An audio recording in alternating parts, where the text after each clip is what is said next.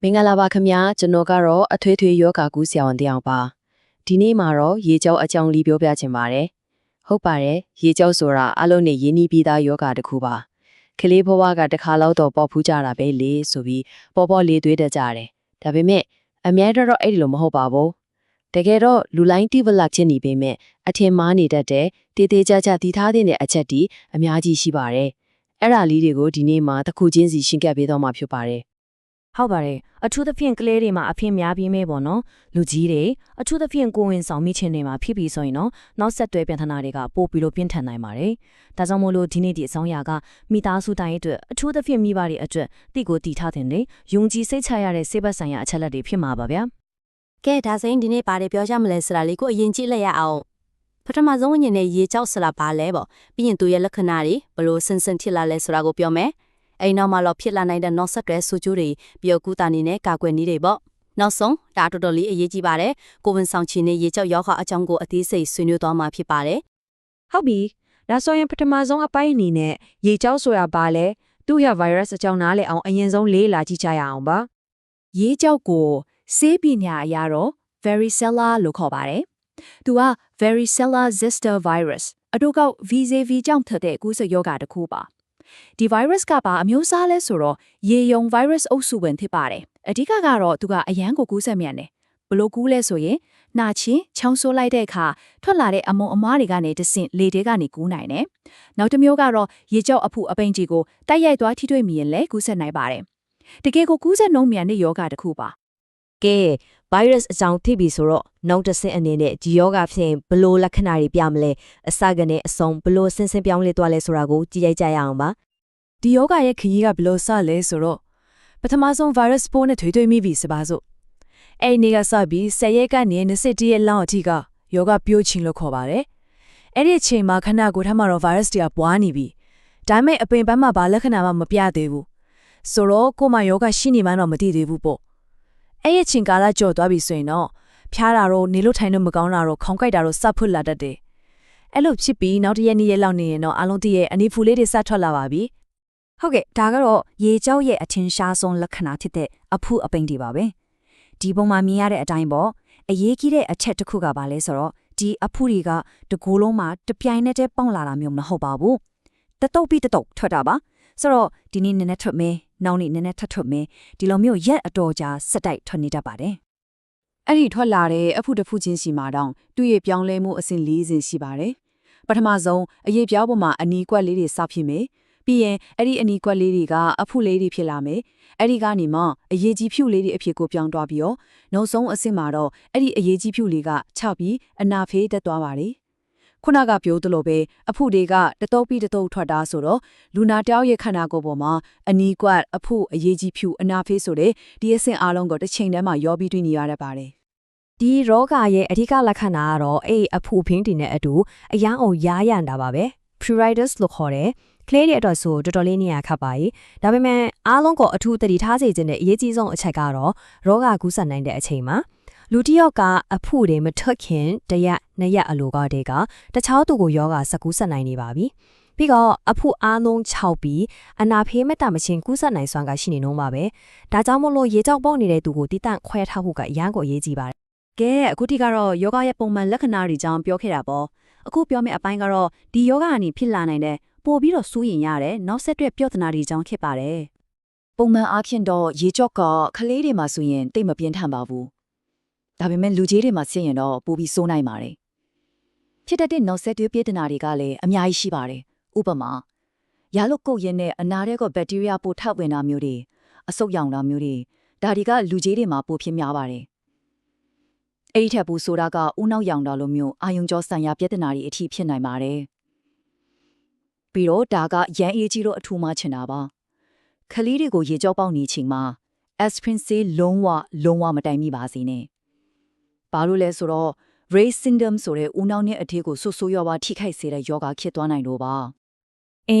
ါဒီဇီယာကွက်လေးကတော့တော်တော်လေးစိတ်ဝင်စားဖို့ကောင်းတာတယ်ဒါကရေကြောနဲ့အရင်ခေတ်ကအသက်အန္တရာယ်အယမ်းများခဲ့တဲ့ကြောက်ကြီးယောဂ smallpox ကိုနှိုက်ယှဉ်ပြထားတာပါဘာလို့လဲဆိုတော့နှစ်ခုလုံးကအရေးကြီးဖူးတွေထွက်တာချင်းတူနေလို့ပါဒါပေမဲ့ကွာခြားချက်တွေအများကြီးရှိပါတယ် ဥပမာရေကြောက်ကအများအားဖြင့်ရှေ့ပြေးဖျားနာတာတိတ်မရှိပဲ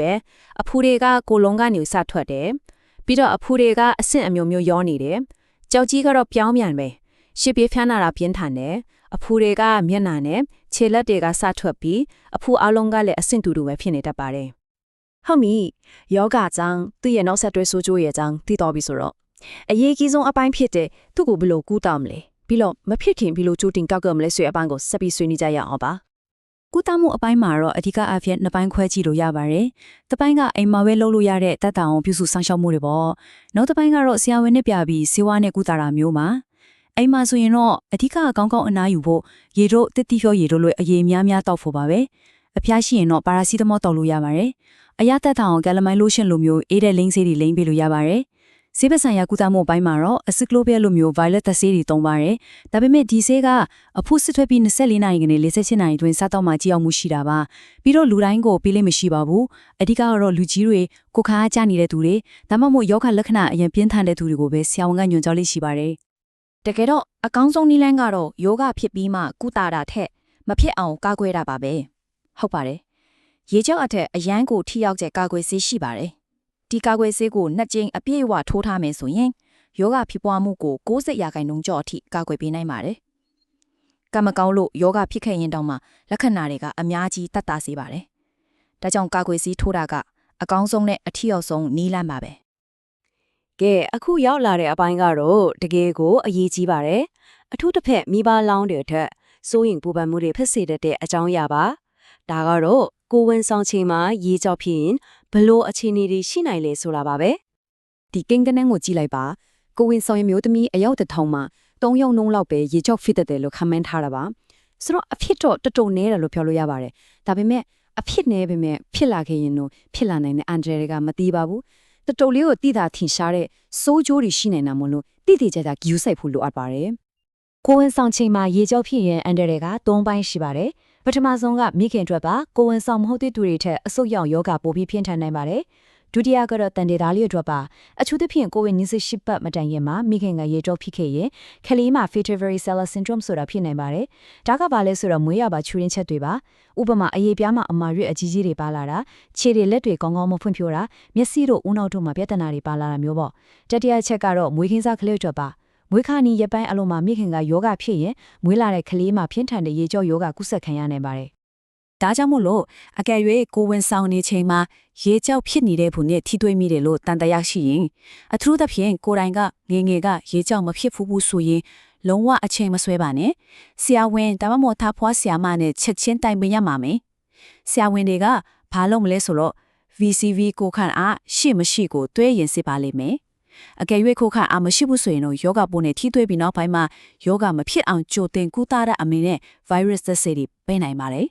်တကယ်လို့ယောဂဖြစ်လာခဲ့ရင်လည်းကိုဝင်အပတ်20ကျော်ရင်တော့အစီကလိုပဲဆေးကိုပေးပြီးကုသလေးရှိပါတယ်။ဒါကတော့အရန်ကိုအရေးကြီးတဲ့အချက်တစ်ခုပါပဲ။ဆိုလိုတာကမွေးခါနီအချိန်မှာမိခင်ကယောဂဖြစ်ခဲ့ပြီဆိုရင်ကလေးကိုချက်ချင်းမွေးမလားခဏဆောင်မလားဆိုတာကိုဆရာဝန်တွေကအရန်ဂရုစိုက်စဉ်းစားရပါတယ်။ဘာလို့လဲဆိုတော့မိခင်ရဲ့ခန္ဓာကိုယ်ထဲမှာယောဂကိုတိုက်ဖြတ်ပေးမဲ့ပฏิပစ္စည်း antibodies တွေထွက်လာဖို့အချိန်ခဏပေးရပါတယ်။အဲ့ဒီပฏิပစ္စည်းတွေကအချင်းကနေတဆင့်ကလေးစီကိုရောက်သွားပြီးကလေးကိုယောဂတန်ကနေကာကွယ်ပေးနိုင်လို့ပါပဲကဲဒီနေ့ဆွေးနွေးခဲ့တဲ့ကြကိုအထူးအချက်တွေအနေနဲ့ပြန်ပြီးကြည့်လိုက်ရအောင်ပထမဆုံးကတော့ရဲကြောက်ဆိုတာချူးချတဲ့အဆင့်ဆင့်ပြောင်းလဲတဲ့အဖုအပင့်တွေနဲ့ virus ယောဂတစ်ခုပါဒုတိယအချက်ကခလေးတွေမှာအများအားဖြင့်မပြင်းထန်ပေမဲ့လူကြီးတွေနဲ့ကိုယ်ဝန်ဆောင်တွေမှာတော့ပြင်းထန်တဲ့နောက်ဆက်တွဲပြဿနာတွေဖြစ်စေနိုင်တယ်တတိယအချက်ကကိုသားမှုကအဓိကအားဖြင့်တက်တာအောင်ပြုစုဆောင်ရှောက်တာဖြစ်ပေမဲ့တချို့အုပ်စုတွေအကျက်တော့ virus သက်စေကိုစောစောသုံးတာကအကျိုးရှိပါပဲလေးနမအချက်ကတော့ကာကွယ်ဆေးထိုးတာကအထီရောက်ဆုံးကာကွယ်မှုပါပဲနောက်ဆုံးနဲ့အရေးအကြီးဆုံးကတော့ရဲကြောင်မဖြစ်ဘူးတဲ့ကိုဝင်ဆောင်တွေယောဂပုံနဲ့ထိတွေ့မိရင်ဆရာဝန်နဲ့ချက်ချင်းတိုင်ပင်ရပါမယ်ဆိုတော့အချုပ်ပြောရရင်ရေကြောက်ဆိုတာအဖြစ်များတယ်ဆိုပေမဲ့အမြဲတမ်းတော့ယူရှင်တဲ့ယောဂမဟုတ်ဘူးဆိုတာကိုတပေါ်ပေါက်တော့ပါဒီတော့နောက်ဆုံးအနေနဲ့မေခိုးတစ်ခုမေးချင်ပါတယ်ကျွန်တော်တို့ရဲ့မိသားစုရောဒီယောဂအတွက်အကာအကွယ်အပြေအဝရှိရလားဆိုတာလီကိုပြန်စဉ်းစားကြည့်ကြပါတခုခုမရှင်းလင်းတာတန်တရားဖြစ်တာရှိလာခဲ့ရင်ကျွမ်းကျင်တဲ့ဆရာဝန်ဒီကျမ်းမာရေးဝန်ထမ်းတွေနဲ့တိုင်ပင်မှုပြီးတော့မှဝယ်မလေးပါနဲ့အားလုံးပဲကျမ်းမာပျော်ရွှင်ကြပါစေခင်ဗျာ